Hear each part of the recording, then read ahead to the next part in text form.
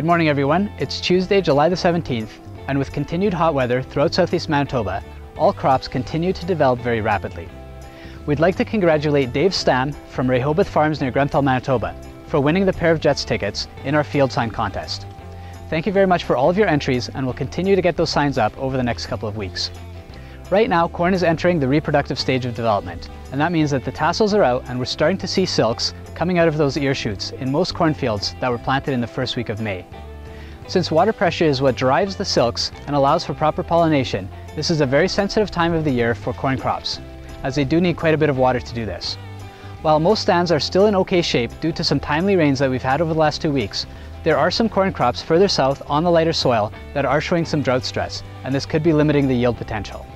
The severity of this will depend on just how hot it gets this week and whether we get some of the precipitation that's been called for. Another thing that we've noticed in 2018 is an incredible amount of wind ever since we started planting.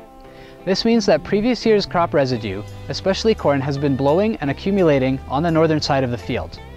Another thing that's happened is that a lot of corn has been sandblasted, and this has allowed Goss's wilt bacteria to enter into those leaves and start causing some leaf lesions. As you can see behind me, in some P7632 acre macs near St. Anne, Manitoba, this disease is starting to spread in your fields. The distinguishing features of Goss's wilt lesions are freckles, which are dark green to black water-soaked spots, often near the leaf edges, and shiny exudate, which is bacteria ooze on the leaf surface, and it may even appear shiny after drying or first thing in the morning. Since Goss's wilt is a bacterial disease, there's no in-crop control options available to you. However, what you should do is monitor where in your field this is the biggest problem, and start addressing that. The 3 things that you can do is to minimize corn residue, and this includes rotating those fields out of corn for a couple of years.